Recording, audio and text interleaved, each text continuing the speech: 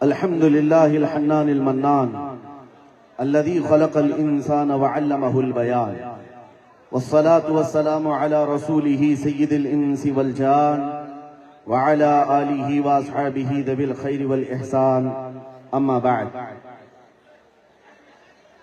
فأعوذ بالله من الشيطان الرجيم بسم الله الرحمن الرحيم فأما الزبد فيذهب جفاء وَأَمَّا مَا يَنْفَعُ النَّاسَ فَيَمْكُثُ فِي الْأَرْضِ صدق اللہ مولانا العظیم۔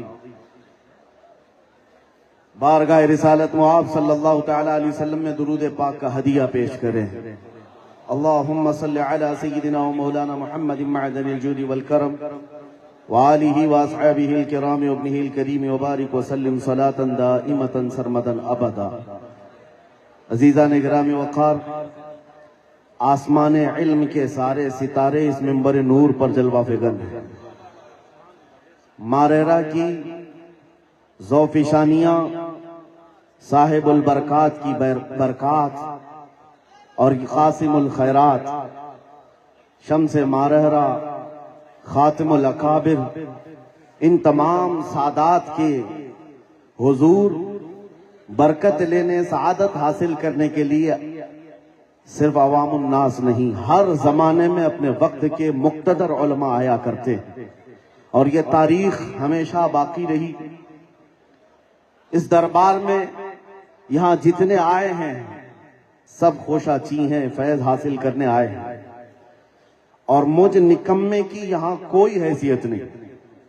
یہاں پر جو بیٹھے ہوئے علماء ہیں ایسے عظیم علماء ہیں کہ جن کے سامنے آج بھی ہماری زبان کھلتی نہیں ہے۔ یہ اور بات ہے کہ منبر پر ہمیں کھڑا کر دیا جاتا ہے اور ان بزرگوں کی طرف سے جو چارج کیا جاتا ہے اور مخلوق کے خدا کے سامنے ہمیں زبان کھولنے کی اجازت دی گئی یا حکم دیا گیا، یہ سب انہی کی برکات ہے۔ میرے عزیزوں، یہاں پر جو بیٹھے ہوئے ہیں علماء ذوی الاحترام، ان میں سے ایک ایک اپنے وقت کا عبقری ہے۔ مرکز علم و فن جامعہ اشرفیہ مبارک پور کے جید علماء یہاں پر موجود ہیں۔ بس اتنی بات عرض کروں گا، نہ پوچھ ان خرقہ پوشوں کو ارادت ہو تو دیکھ ان کو، یہ دے بیضہ لیے بیٹھے ہیں اپنی آستینوں میں۔ میں مختصراً آپ کے سامنے کچھ پیغام ماریرا کا اس منبر نور کا عرض کروں، کیونکہ یہاں پر لفاظی نہیں چلتی، یہاں پر ہوائی جملے نہیں چلتے۔ قرآن کی ایک آیت میں نے تلاوت کی، رب تعالیٰ فرماتا ہے جو جھاگ ہے وہ اڑ کر چلا جائے گا، فَأَمَّا الزَّبَدُ فَيَذْهَبُ جُفَاءً، جو جھاگ ہے وہ اڑ کر چلا جائے گا، وَأَمَّا مَا يَنْفَعُ النَّاسِ فَيَمْكُثُ فِي الْأَرْضِ، اور جو لوگوں کو نفع دیتا ہے وہ زمین میں برقرار رہتا ہے۔ نفع دینے کا کام یہ اولیاء کا مسلک ہے، یہی اولیاء کا مذہب ہے۔ کسی اور کے لیے خطرہ بننا، کسی اور کے لیے آڑ بننا، یہ اولیاء کا مسلک رہا ہی نہیں۔ میرے عزیزوں، حضرت جنید بغدادی رضی اللہ تعالیٰ عنہ کے متعلق ایک بات ملتی ہے۔ آپ کسی ندی کے کنارے تھے یا چلے جا رہے تھے، پانی میں ایک بچھو کو ڈوبتے ہوئے آپ نے دیکھا۔ بچھو پانی میں تیر نہیں سکتا تھا، اس کو اٹھایا آپ نے اور اٹھا کر کے باہر ڈالنے کی کوشش کر رہے تھے، بچھو نے ڈنک مار دیا، اور بچھو کا ڈنک کوئی آسان کام نہیں ہے سہ لینا۔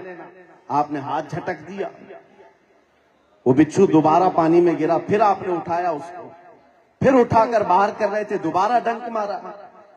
آپ کا مرید آپ کے ساتھ تھا، تیسری مرتبہ آپ نے پھر سے اس کو اٹھایا اور نکال کر باہر پھینک دیا، 2 مرتبہ ڈنک بھی مارا ہے۔ مرید نے کہا حضور جب یہ موذی جانور ڈنک مار رہا ہے، آپ بار بار اس کو نکال رہے ہیں؟ جنید بغدادی نے فرمایا بچھو کی فطرت ہے ڈنک مارنا، وہ اپنی فطرت پر عمل کر رہا ہے، اور میری فطرت ہے مدد کرنا، میں اپنی فطرت پر عمل کر رہا ہوں۔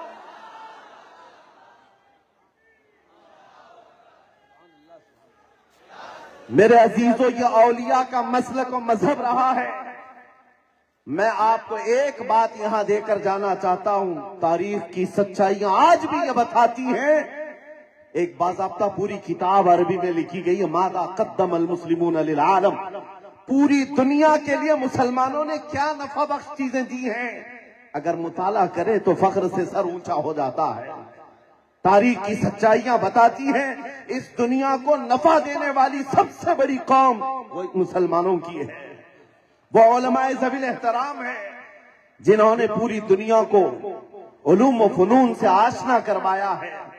میں نفع دینے کی بات کر رہا ہوں، یہاں آیا ہوا ہر برکاتی یہ عہد کر کے جائے، مجھ سے اگر کسی کو نفع نہیں پہنچ سکتا تو کم از کم کسی کو نقصان تو نہ ہو، میں کسی اور کے لیے خطرہ تو نہ بنوں۔ عزیزان گرامی وقار، ایک بزرگ ہیں جن کے متعلق کتابوں میں لکھا ہے، وہ پہاڑوں کے اوپر جو راستے جاتے تھے، پیچیدہ راستے ہوتے، ایک راستے کی موڑ پر انہوں نے اپنی 60 سال زندگی گزاری۔ کس وجہ سے اس موڑ پر کھڑے رہتے تھے؟ ان سے پوچھا گیا آپ ہمیشہ یہاں کھڑے رہتے ہیں؟ انہوں نے بتایا اصل میں یہ راستے کی موڑ ایسی ہے کہ گھڑ سوار ادھر سے تیزی سے دوڑتے ہوئے آتے ہیں، اور اگر انہوں نے اس گھوڑے کو اپنی سواری کو نہیں موڑا تو پیچھے بہت بڑی کھائی ہے جس میں وہ گر سکتا ہے۔ میں ہر آنے والے مسافر کو اس کھائی سے باخبر کرنے کے لیے اپنی زندگی کے 7 سال گزارتا۔ نفع دینا یہ اولیاء کا مسلک ہے، اور انسانوں کو نفع دینے والا زمین میں برقرار رہتا ہے۔ جن اولیاء کے عرس میں ہم آئے ہیں یہ اپنے پیٹ بھرنے والے لوگ نہیں تھے، یہ اپنے گھر بنانے والے، آشیانے بنانے والے نہیں تھے، انہوں نے مخلوق خدا کی خدمت کی ہے، انہیں نفع پہنچایا ہے، اس لیے ان کو اللہ نے زمین پر برقرار رکھا ہے۔ آج حالات جس طرح سے ہم دیکھ رہے ہیں، ہر کوئی بھاگنا چاہتا ہے، کام چوری، کسی کو کچھ کرنا نہیں ہے۔ میں پڑھ رہا تھا، آپ کے سامنے ایک پیغام دینا چاہتا تھا۔ تاریخ اسلام کے اوراق پلٹتے ہوئے جب ہم نے دیکھا، پہلی صدی سے لے کر تقریباً 7ویں صدی ہجری تک علماء کے وہ روشن چہرے تاریخ میں ہیں جس کو ظالم آج جان بوجھ کر کے مٹانے کی کوشش کرتے ہیں۔ آپ کو پتا ہے دنیا کو سب سے پہلے ٹیلیسکوپ دینے والا کون ہے؟ ابراہیم بن جندب، ابو اسحاق ابراہیم بن جندب، جس نے ٹیلیسکوپ بنایا تھا، اور سب سے پہلے دنیا کی پیمائش کرنے والا۔ ایک حیرت کی بات میں آپ کو بتاؤں، یہ جو ورلڈ کا جس کو آج کہا جاتا ہے سرکمفرنس، یعنی پیمائش پوری کرۂ ارضی کی ناپنے کے لیے، ابو العباس فرغانی، مامون رشید کے زمانے کا ایک ایسا عالم جس نے ایک آلہ بنایا اور بادشاہ وقت سے کہا میں پوری روئے زمین کی پیمائش کو اندازہ لگا کر کے بتانا چاہتا ہوں۔ یہ اس دور کی بات کر رہا ہوں، آج سے 1200 سال پہلے، 1200 سال پہلے، اور خلیفہ وقت نے اس کو سارے انتظامات کیے۔ کوفہ کا ایک میدان منتخب کیا گیا، کوفہ کا ایک صحرائی میدان تھا، اس میں جا کر اس نے آلے نصب کیے، اور اس کے بعد قطب نما جو تارا ہوتا تھا اس تک اس نے پیمائش کیا۔ میں مختصر آپ کو بتا رہا ہوں، ابو العباس فرغانی نے آج سے 1200 سال پہلے یہ لکھ کر کے بتایا تھا کرۂ ارضی کی پیمائش میں نے کیا ہے، تقریباً پورا میں نے ناپ کر دیکھا 25,009 میل یہ پورے کرۂ ارضی کی پیمائش ہے اس زمانے میں۔ اور آج میں بتاتا ہوں ٹیکنالوجی اتنی ہائی ہو چکی ہے، سارے آلے آ چکے، اسپیس میں جانے کے دعوے ہو چکے، اب جا کر ان سے پوچھو کرۂ ارضی کو آپ نے بھی ناپا ہوگا، اس دور کے جدید سائنسدانوں نے بھی دیکھا ہوگا، بتاؤ تمہاری کرۂ ارضی کی پیمائش کا نتیجہ کیا نکلتا ہے؟ آج کا سائنس کہتا ہے 24,958 میل۔ 1200 سال کے بعد نتیجے میں صرف 50 یا 60 میل کا فرق آتا ہے۔ میں یہ ایک مثال دے رہا ہوں آپ کو، یہ وہ علماء ذوی الاحترام تھے جنہوں نے اپنے وجود سے پوری کائنات کو نفع بخشا ہے۔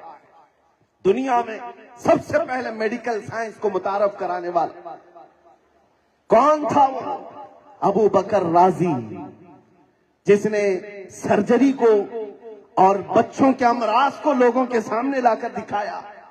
آج پتہ ہے آپ کو ابو بکر رازی کے بارے میں پیرس میں کانفرنس ہو رہی، اور لندن میں اس پر کتابیں لکھی جاتی ہیں. یہ کون ہے؟ ابو بکر رازی. ابو بکر رازی کے متعلق فرمایا گیا تاریخ اسلام کا مشہور عالم دین بغداد کا. آج ہاسپٹل بنانے کے لیے بھی ایک علم ابو بکر رازی کا ہے. حیرت ہوتی ہے اس زمانے میں خلیفہ وقت نے پوچھا ابو بکر رازی سے ہسپتال بنانا ہے کہاں بنایا جائے؟ کیا طریقہ اختیار کیا؟ کہا ایک جانور کو ذبح کر کے اس کی گوشت لائے گئے. کہا بغداد کے ہر محلے میں ایک لکڑی میں گوشت کا ٹکڑا باندھ کر کے رکھا گیا کھلی جگہ پر. کہا گیا کہ اس کو ہواؤں میں چھوڑ دو. 2 دن 3 دن گزر گئے. اس کے بعد ابو بکر رازی نے کہا ہر گوشت کو میں دیکھنا چاہتا ہوں. ہر محلے میں جو رکھا گیا سب کا تجزیہ کیا اور کہا جس میں سب سے کم سڑن تھی یا جو ابھی تک تر و تازہ تھا. ابو بکر رازی نے کہا یہاں پر ہسپتال بننا چاہیے. یہاں کی آب و ہوا مریض کے لیے اچھی. دنیا کو یہ علم دینے والا آج پورا یورپ ہماری کتابوں کو ترجمہ کرتے کرتے بہت آگے نکل گئے. مجھے آج افسوس اس بات کا ہے جس قوم کے عروج کا یہ حال تھا. اٹلی اور ڈنمارک کے بادشاہ اپنے بچوں کو اسپین بھیجتے تھے علماء اسلام کے پاس پڑھنے کے لیے. وہ خطوط آج بھی رکھے ہوئے ہیں, مخطوط لائبریریوں میں موجود ہیں. بادشاہوں نے اپنے بچوں کو اسپین میں علماء اسلام کے پاس پڑھایا. اور جب بچے پڑھ کر کے آتے تھے یورپ کی گلیوں میں ان بچوں کو دیکھنے کے لیے بھیڑ لگ جاتی تھی کہ عربوں سے پڑھ کر کے آئے, اسلامی علماء سے پڑھ کر کے آئے. آج حیرت ہے یہ ننگے آتے ہیں انگریز, ان کو دیکھنے کے لیے بھیڑ لگتی ہے. یہ کیسی تاریخ بدل گئی. تمہارا قلم چلتا تھا, تمہارا علم سے شغف تھا اور پوری دنیا پر تمہارا راج تھا. علم فلکیات, علم ارضیات, آسٹرونومی, بوٹانی, آسٹرولوجی, یہ سارے علوم پر علماء اسلام نے ہی سبقت کیا ہے. جابر بن حیان, یہ وہ نام ہے جس کو آج بھی انگریز گیبر کہتے ہیں. کیمسٹری کا موجد, اس کو بابا آدم کہتے ہیں کیمسٹری کا. جابر بن حیان ایک ایسے گھر سے نکلا تھا اور اپنے آپ کو وقف کیا ہے. کیمسٹری کے علم میں آج جتنی کتابیں ملتی ہیں اس کا اصل جابر بن حیان کے لکھی ہوئی ہیں. محمد بن موسیٰ الخوارزمی, جس کو آج بھی دنیا استعمال کیے بغیر نہیں رہ سکتی, جس کو الگورزم کہا جاتا ہے. چاہے وہ یوٹیوب ہو, فیس بک ہو, جتنی بھی آج انٹرنیٹ کی دنیا میں سوشل سائٹ چلائی جاتی ہے اس میں بھی الگورزم کا استعمال کیا جاتا ہے. خوارزمی کو چھوڑ کر کے دنیا چل نہیں پاتی. ابو علی سینا کو چھوڑ کر ریاضی میتھمیٹکس کے فنڈے حل نہیں ہو پاتے. یہ سارے وہ فخر کے علامات میں آپ کے سامنے رکھ رہا ہوں میرے عزیزوں. لیکن افسوس اس بات کا ہے ہم نے اب تک دنیا کو کیا نفع دیا ہے, یہ ہمیں احتساب کی ضرورت ہے. میری زندگی 20 سال کی ہو گئی. ہر جوان سوچے میری زندگی 25 سال کی ہو گئی, میری زندگی 30 سال کی ہو گئی, میری اپنی ذات سے کس کو نفع پہنچا ہے یہ دیکھنا ضروری ہے.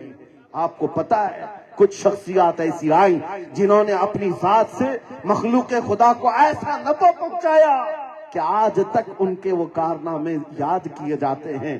آج آپ کے سامنے 2 چند مثالیں بھی اگر میں رکھوں. ایک بزرگ کا نام ہے حضرت سیدنا مسعود غازی بہرائچی رضی اللہ تعالیٰ عنہ, سلطان سالار مسعود غازی, جن کو سلطان الاولیاء کہتے ہیں. اولیاء کاملین میں ایک بڑا مقام ہے. لیکن حیرت کی بات میں آپ کو بتاؤں, ان کی وفات کے وقت صرف ان کی عمر 19 سال کی تھی. 19 سال کی عمر میں یہ نام کما کر چلے گئے. وہ عظیم نام میں نے ممبئی کی سرزمین پر دیکھا. میمن برادری سے تعلق رکھنے والے ایک صاحب تھے جن کے نام سے آج بھی مسجدیں بنی ہوئی. وہاں پر میں معلومات حاصل کر رہا تھا. ایک کالج ہے, ایک مسافر خانہ, ایک مسجد ہے, اور نہ جانے کیا کیا بنایا ہے انہوں نے. اور اس زمانے میں بنا کر چلے گئے. ہم نے پوچھا کہ انہوں نے اتنی دولت کا اتنا بڑا حصہ لگایا اور بنایا ہے. بعد میں پتا چلا کہ وہ صاحب جنہوں نے بنایا ان کے وفات کے وقت ان کی عمر 23 سال کی تھی. 150 سال 200 سال سے ان کی بنائی ہوئی مسجدیں, ان کے بنائے ہوئے ہاسپٹل, ان کے بنائے ہوئے کالجز چلے آ رہے ہیں۔ میرے عزیزوں، زندگی گزارنے کا ایک طریقہ یہ بھی ہے کہ اپنی ذات سے دوسروں کو نفع پہنچاؤ۔ یہ اولیاء کا مسلک ہے، یہ اولیاء کا مسلک ہے۔ آپ کو میں بتاؤں، سیدنا صدیق اکبر رضی اللہ تعالیٰ عنہ کی ذات، آپ کا انتقال جب ہوا، حضرت عمر نے تخت خلافت پر بیٹھ کر کے اعلان کیا، اے لوگوں، میں ہر وہ کام کروں گا جو خلیفہ اول کیا کرتے تھے، اگر مجھ سے کوئی کام چھوٹ جائے تو مجھے اطلاع دے دینا، میں وہ کام کروں گا۔ محفل میں سے کسی صاحب نے اٹھ کر کے کہا، امیر المومنین، ہم ابو بکر صدیق رضی اللہ تعالیٰ عنہ کو دیکھا کرتے تھے، روزانہ دوپہر کے وقت وہ اپنے گھر سے توشہ دان لے کر، کچھ روٹی سالن لے کر جنگل کی طرف چلے جاتے، ہمیں یہ تو نہیں پتا کس کو کھلاتے تھے، لیکن روزانہ ان کا ایک مشغلہ تھا۔ حضرت عمر فاروق نے کہا، آج سے ہی یہ کام میں کرتا ہوں۔ گھر گئے، توشہ دان لیا، اس میں کچھ روٹی اور سالن لے کر خود بھی اس بتائے ہوئے راستے کی طرف نکل پڑے۔ جنگل میں کس کو کھلانا ہے یہ تو پتہ نہیں، یہ معلوم نہیں، گئے ڈھونڈتے رہے۔ شام کا وقت قریب آ گیا، ایک کسی چوٹی کے پاس، ایک کسی غار کے پاس سے کراہنے کی آواز آ رہی تھی۔ حضرت عمر فاروق رضی اللہ تعالیٰ عنہ کہتے ہیں، میں بڑا چلا گیا، وہاں جانے کے بعد دیکھ کر کے حیرت سے آنکھیں کھلی رہ گئی۔ ایک ایسا معذور بندہ پڑا ہوا ہے جس کے دونوں ہاتھ بھی کٹے ہیں، دونوں پیر بھی کٹے ہیں اور آنکھیں بھی نہیں ہیں، ایسا معذور ہے لیکن کراہ رہا ہے۔ حضرت عمر کہتے ہیں، یہی وہ بندہ ہوگا جس کو وقت کا خلیفہ اپنے گھر سے توشہ دان لے کر یہاں جنگل میں آتا تھا اور خاموشی سے کھلا کر چلا جاتا تھا۔ حضرت عمر کہتے ہیں، میں نے اس کو بتایا نہیں کہ ابو بکر صدیق نہیں آئے، آج میں آیا ہوں۔ کہتے ہیں، جا کر کے اس کے سامنے توشہ دان کھولا اور روٹی کو سالن میں ڈبویا اور اس اندھے معذور کے منہ میں روٹی کا لقمہ رکھا۔ وہ اندھا چیخ پڑا، کہا، آنے والے بتا، کیا ابو بکر انتقال ہو گیا؟ کیا ابو بکر صدیق کا انتقال ہو گیا؟ آج تک میں ایک دن بھی بھوکا نہیں رہا ان کی زندگی میں۔ حضرت عمر کہتے ہیں، تو اندھا ہے، نابینا ہے، تجھے کیسے خبر کہ آنے والا ابو بکر نہیں کوئی اور آیا ہے؟ اندھا کہتا ہے، آنے والے تجھے پتہ نہیں، ابو بکر جب آتے تھے انہیں معلوم تھا میرے منہ میں دانت نہیں ہے، وہ اپنے منہ سے چبا کر روٹی میرے منہ میں ڈالتے تھے۔ آج تم نے پوری روٹی ڈال دی، مجھے لگا کہ ابو بکر نہیں آئے، کوئی اور آیا۔ یہ وقت کے ان خلفاء کی بات کر رہا ہوں جن کے رعب و دبدبے کا حال یہ تھا کہ کیسر و کسریٰ کی فوجیں کانپتی تھی، تھراتی تھی، لیکن انہوں نے اپنی زندگی کو عوام کے لیے، مخلوق کے لیے نفع بخش بنایا ہوا تھا، زندگی کو وقف کیا ہوا تھا۔ میرے عزیزوں، میں آخری باتوں کی طرف آتا ہوں۔ مارحرہ مطہرہ کا یہی مسلک ہے، مارحرہ مطہرہ کا یہی مذہب ہے۔ یہاں پر آنے والوں سے کھینچا نہیں جاتا، ہر آنے والے کو بے حساب دیا جاتا ہے، یا ہر آنے والے کو دیا جاتا ہے۔ میں بلا مبالغہ آپ کے سامنے عرض کر رہا ہوں، جتنے علماء آئے، جتنے یہاں کے فقراء ہو، جتنے خادم ہو، کوئی ایک مجھے بتائے بغیر یہاں سے نوازے اس کو بھیجا گیا؟ یہ مخلوق خدا پر رحم کرنا اور ان کے ساتھ نفع کا معاملہ کرنا۔ آج اپنی آپ کے بھی گھروں میں زندگیاں ہیں، امت کو آپ کیا دے رہے ہو؟ دنیا میں خلق خدا کو آپ کیا دے رہے ہو؟ یہ دیکھنے کی ضرورت ہے۔ آج حضور سیدی احسن العلماء کی یاد تازہ ہوتی ہے۔ ایک باپ ہے، اللہ نے 4 بیٹے دیے، لیکن اس باپ نے یہ نہیں سوچا کہ مجھے کما کر کے دینے والے بیٹے ہوں، بلکہ ہر بیٹے کو ایسا بنایا ہے، ہر ایک اپنی جگہ پر خلق خدا کی خدمت کر رہا ہے۔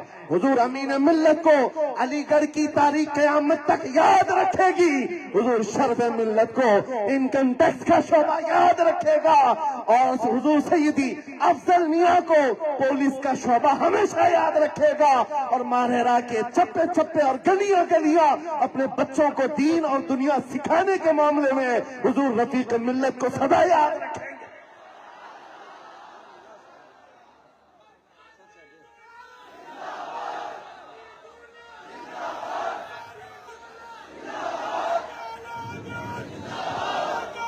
توجہ، وقت گزر جائے گا۔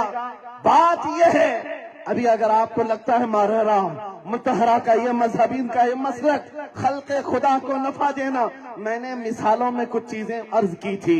دنیا میں خلیفہ ہارون رشید کا زمانہ، مامون رشید کا زمانہ، اور بھی متوکل باللہ، معتصم باللہ، یہ بنو عباس ایسے خلفاء آئے تھے جنہوں نے علماء کو تیار کیا تھا، سائنسدان بنائے تھے، اور دنیا کو نئے نئے علوم و فنون دیے تھے، میڈیکل دیا تھا، اور علم طب میں بڑی مہارتیں دی تھی. لیکن آپ کو میں بتاؤں، مارہرہ کی سرزمین پر اس مارہرہ نے خلق خدا کو، امت مصطفیٰ کو کیا دیا ہے؟ کتنے سائنسدان دیے، کتنے علم طب کے ماہرین دیے، کتنے نجومی دیے.